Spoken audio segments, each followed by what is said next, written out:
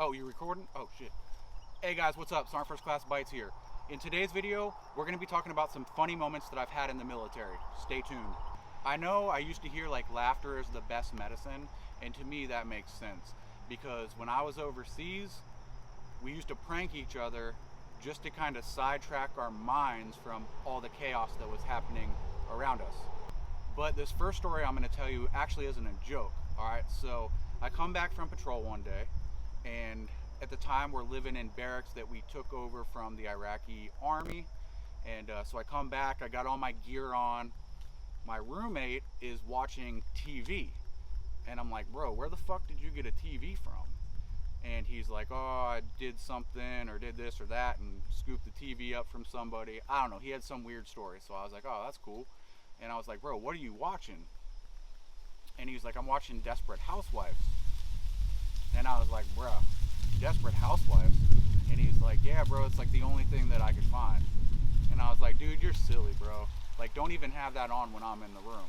And he's like, man, I ain't got nothing else to watch. I'm just gonna watch it, bro. So I'm like, all right, whatever. So like I said, I had just got back from a mission. So I sit down on my bunk and I like break apart my M4 and I'm cleaning it. And I notice that I keep glancing up at the TV. And I guess like I started getting interested, but man, I ain't trying to admit that I'm interested, right? So I'm just being tough, cleaning my M4, get done cleaning my M4, and then I break out my ammo, take my ammo out of the magazine. I'm cleaning my ammo because, you know, it's dusty over there. Excuse the wind and all this madness because, you know, I'm always out in the fucking woods or somewhere crazy. There's semi trucks going by behind me, so excuse all that. But anyways, so I'm cleaning my ammo, and but I keep looking up at the TV, and he ends up looking back. He's like, bro, I know you're watching it. I can tell. I seen you like watching it. And I was like, bro, I ain't watching fucking Desperate Housewives. I'll tell you what, like an hour later, I'm fucking hooked on Desperate Housewives. And I'm man enough to admit it. I don't give a fuck. I ain't got no shame in my game, right? So I'm watching Desperate Housewives after I just clowned him from watching it. But here's the even better part. So at some point there was somebody that walked by our room. I think it was Latch. And he's like, what are y'all doing? And he's like, where'd y'all get a TV? What the fuck are y'all watching? And we're like, well, bro, we're watching Desperate Housewives. And again, just like I did to my roommate, he starts clowning on us. I was like, nah, bro, like you need to come in here. There's some crazy drama and shit going on. So he sits down, he starts watching it. He ain't got anything else to do anyway, right? I'm telling you, like 2 hours later, we've got 10 infantrymen watching Desperate Housewives together, cleaning weapons. It was crazy, right? So I shit you not, I can't remember the characters' names and all that, but I shit you not, before we were going on missions and before, like we were at the chow hall and we were literally gossiping about Desperate Housewives. I can't believe I just admitted that. I guess if you don't have TV for a long time, anything will do, but to be honest, that show was kind of cool, right? Nah, delete that. So I think in this video I'm going to tell you more of like some stories that happen rather than pranks, because I have another video coming that I actually have videos of some of the pranks that we did. So look forward to that in the future. Alright, so one day we're going out on patrol just like any other day, and our interpreter shows up, and it's a female. And you know, I've told you in past videos that I'm always on the lead vehicle gun if I'm not a point man. So I'm on the lead vehicle, and the interpreter always rides in the lead vehicle with the truck commander. So we head out and we go on this mission. Again, it was just a normal mission. Start off route clearance, then we're just patrolling the streets. Well, we had been out on patrol for probably 6 hours, and I had to go to the bathroom. It was starting to get dark out, and I just had to go. So, you know, in Iraq, they don't just have gas stations that we stop at to go to the bathroom, right? So we had to find a spot. So we pull over onto this soccer field after I've complained for a while that my stomach was hurting and I really need to go to the bathroom, and they tried to get me to wait, and I was like, nah, I can't wait, I gotta go, I gotta take a shit.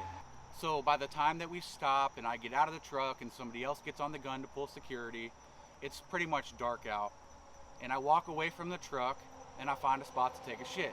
So I handle my business, and then I walk back to the truck and jump in the truck, get back on the gun, and we take off.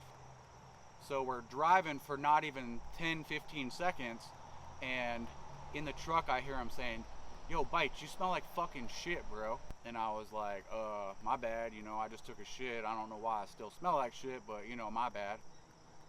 So we drive for another, you know, minute or two, and they're like, yo, you need to get the fuck out of the truck because you stink. And I was like, damn, what the fuck? So yeah, I literally got this interpreter talking shit too. She's down there like, mister, you stink. And my squad leader's like, bro, what the fuck is your problem? Like, are you busting ass? I'm like, nah, you know, I don't know what the deal is. So we end up pulling over because it's so bad. Like I said, it was nighttime, so they start shining their flashlights. So I guess what had happened was, when I was pulling my pants back up and putting my gear back on, I think I stepped in my own shit. Well, I did step in my own shit. Then I got back in the truck, got on the gun, and when I was standing there, I had shit all over my feet, and it was just rubbing all inside the truck. So once they shined that flashlight where I was standing, there was shit everywhere. And you already know they gave me shit about it forever. So back when we were wearing BDUs and DCUs, part of tradition when you got promoted was to get pinned, and your rank goes up on your collar. It goes right here, right? And then anybody that outranks you gets to come through and hit the pins without the damage on the back. So it's just like needles getting hit into your chest. Well, overseas, I think it was when I got promoted to specialist, E4, we had a little pinning ceremony, but there were several people getting promoted, and for some reason that tradition didn't happen for me, so nobody got to hit me. I think the reason was we were running low on time. One of the squads had to go out on patrol or whatnot. So anyways, Specialist Jones was like, hey bro, I didn't forget you need to get hit, and he was trying to get everybody to hit me, but I was like, nah, we gotta go, you guys gotta go on a patrol, blah blah blah. So I was kind of like trying to get out of it. So Jones made it a point to let me know that they were gonna get me at some point. So the next day I'm laying on my bed and I'm probably reading a book. Just kidding, because I don't read fucking books. But I'm just chilling or whatever, and all of a sudden my door just goes flying open like it got hit with a battering ram, and like 10 infantry dudes, 12 infantry dudes come running into my room. They literally fucking tie up my arms with socks. They hold me down, and they're like, we're gonna get you because you didn't get hit yesterday. So they're all trying to hold me down. I'm getting pissed. I'm like, get the fuck off me. I'm trying to fight them. I'm actually swinging and shit, but you know, there's so many of them. They get me locked down. They tie my arms up with socks. They tie me to the bed. They actually take my clothes off, and they get some Bengay, and they literally just put it right on my balls. It ain't funny at all. I'm fucking pissed. I'm violated. They're laughing. I'm tied up. I can't do nothing. Then all of a sudden the pain sets in. I'm like, holy shit, my fucking balls. You gotta fucking get me up. So they take off running. My roommate unties me. I run to the bathroom. I take a shower. I didn't know that water was gonna make it worse. Holy fuck, I felt like I was gonna die. I think I even cried. That shit fucking hurt me bad, right?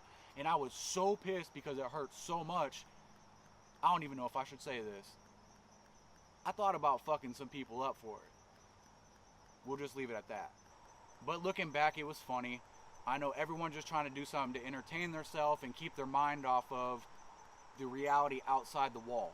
And I shouldn't even say outside the wall because we were getting hit by rockets and mortars inside the fob. But you get what I'm saying. Anyways, I hope these stories made you laugh, made your day a little bit better. That's what I was really trying to do, show you a little different side of me. Like I said, I actually used to think that I was a comedian until I realized like nobody laughed at my jokes. And unfortunately, that's not a joke. Anyways, I appreciate all the support you've given me on this channel. Tell me about something that's happened to you, a prank or a funny story. Tell me down below. I'd like to hear it. Hey, and do me one more favor. Make sure you like and subscribe. Peace.